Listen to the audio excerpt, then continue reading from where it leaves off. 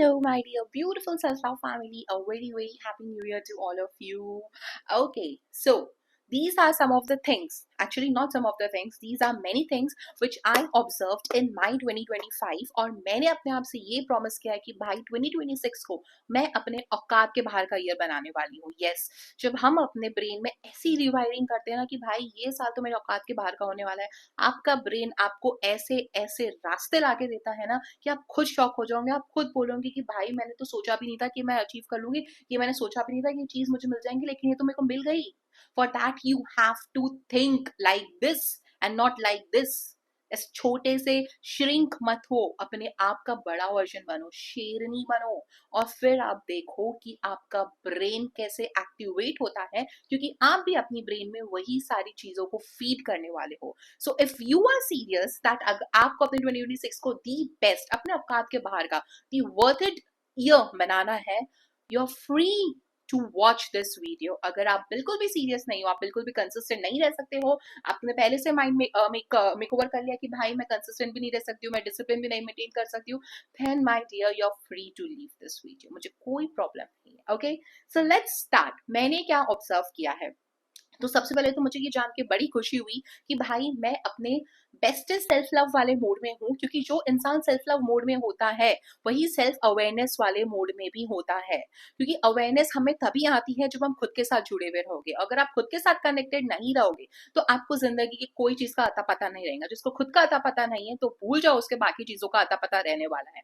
ठीक है, so the very very first thing which I observe, and this is the best thing which I observe in me, that मैं actual में self awareness वाले mode में ही 2025 के तभी जाके मैंने अपनी लिस्ट को यहाँ पे रेडी किया है. मैं अपनी बुक में लिख के रखा है, जो मैं आपके सामने बताने वाली हूँ कि मैं अपने 2026 में क्या बेस्ट अपना देने वाली हूँ, which will make my year the worth it year.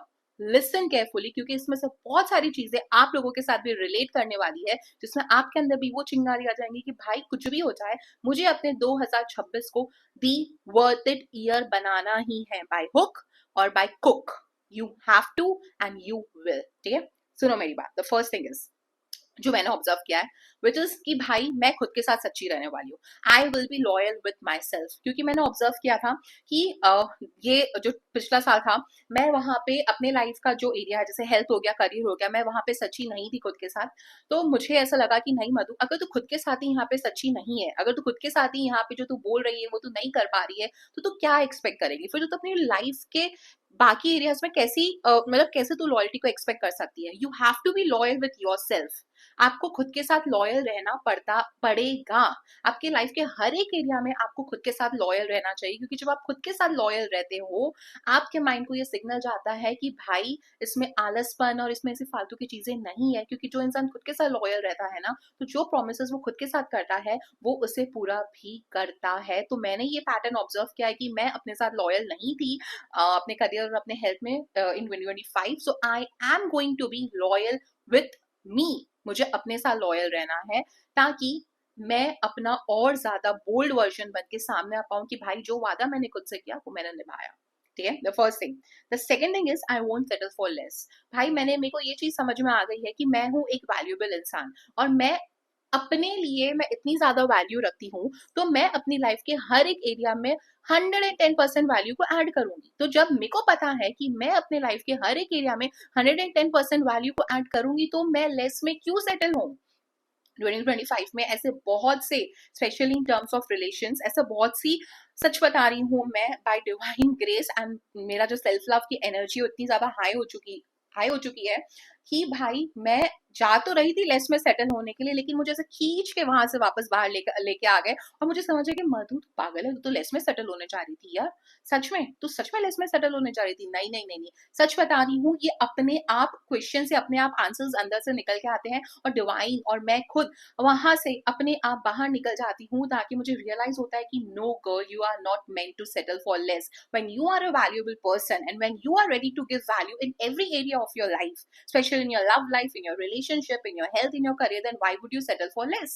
ये अवेयरनेस मोड मेरा और ज्यादा एक्टिवेट हुआ है.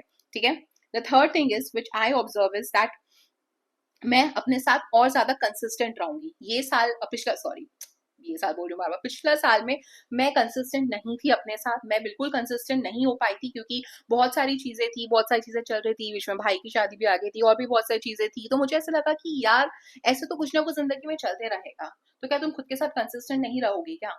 क्योंकि एक बार अगर जो चीज मतलब वो गैप आ जाता है ना, फिर वो लंबा गैप आ ही जाता है।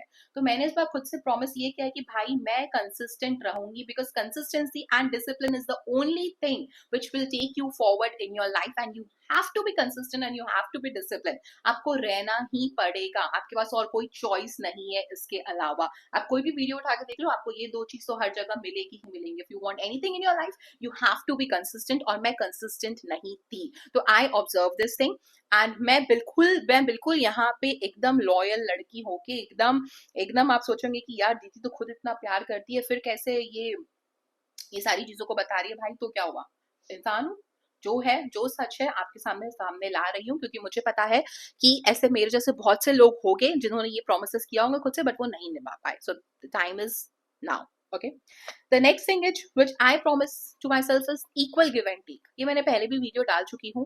कोई भी रिश्ता हो जहां पे आपको ये पता चल रहा है कि भाई तुम अपना 90% दे रहे हो, सामने से सिर्फ 10% आ रहा है, बाद में क्या होता है, हम रोते हैं, हमको नींद नहीं आती, हमारा हमारा हम खाना छोड़ देते, ये हो जाता है वो हो जाता है। Why you have to do this? भाई जब अपनी वैल्यू को समझ जाओगे ना एक बार, जब आपको ये समझ में आ जाएगा that what you deserve, who you are as a person, who you are, what your soul want, what you want, आप अपना उतना ही, आप अपना जितना परसेंट आपको सामने से मिल रहा है, आप उतना ही परसेंट उस इंसान में इन्वेस्ट करोगे। सो इफ यू आर, आपको अगर पता चल रहा है कि भाई मैं यहाँ पे अपना 50% दे रही हूँ लेकिन सामने से मुझे सिर्फ 5% मिल रहा है, then what I am doing here? क्योंकि at the end of the day क्या होगा ना, हर्ट आपको ही होगा, हर्ट आपको ही होने वाला है। ठीक है, तो बेटर यही है equal give and take.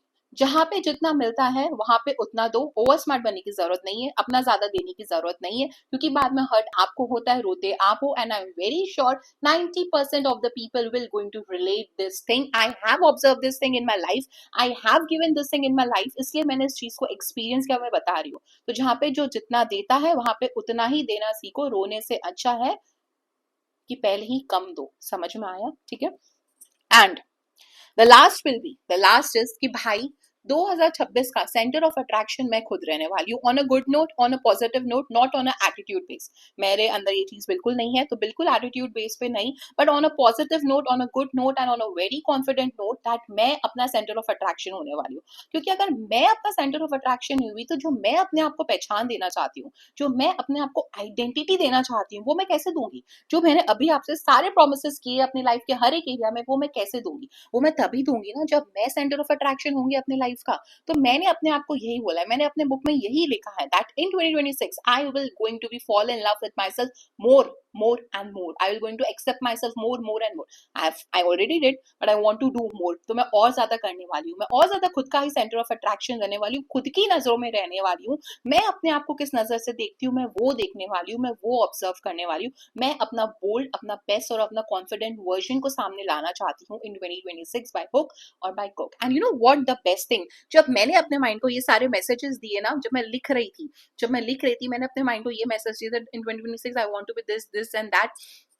Trust me, मेरा माइंड तभी एक्टिवेट हो गया, मेरा माइंड अपने आप एक्टिवेट हुआ। और ये सबका होता है, गलती हमारी होती है कि हम करेक्ट मैसेज देते नहीं है और फिर हम रोते हैं कि हमें कोई सोल्यूशन नहीं मिल रहा, हमें कोई रास्ता नहीं मिल रहा, हमें कुछ नहीं मिल रहा। आपको जबरदस्ती के एक्शंस लेने की जरूरत ही नहीं है, किसने कहा लेने के लिए जबरदस्ती के एक्शंस? अरे आप जब अपने माइंड में राइट इन्फॉर्मेशन को फीड करते हो, आपका ब्रेन अपने आप एक्टिवेट होता है और अपने आप उस तरीके के एक्शंस लेते हो। जैसे मैंने अपने ब्रेन को ये कहा था कि मेरे को 2026 में बेस्ट कंटेंट सामने लेके आना है, बेस्ट वैल्यूएबल कंटेंट को सामने लेके आना है, तो please guide me what best course I can opt for, और मैं क्या बेस्ट ले सकती हूँ।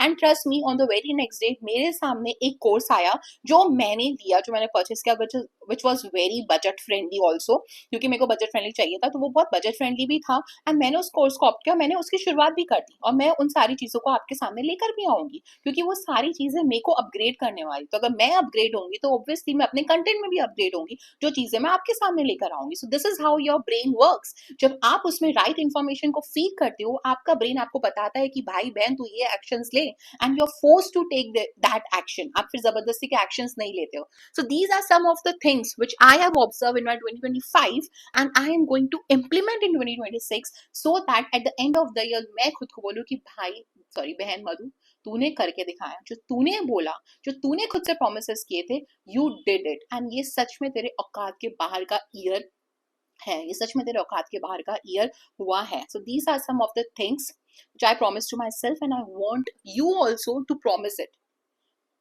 करो खुद से वादा यार, करो खुद से प्रॉमिस एंड बनाओ अपने 2026 को दी बेस्ट ईयर. रोते गिरते मत बैठो, एक इंसान के पीछे मत भागो, खुद के पीछे भागो, खुद का करियर बनाओ, खुद का बेस्ट वर्जन बनाओ, खुद के हेल्थ के ऊपर काम करो, खुद के ऊपर काम करो, और जिंदगी आपको झक मार के सब कुछ बेस्ट चीजें देगी.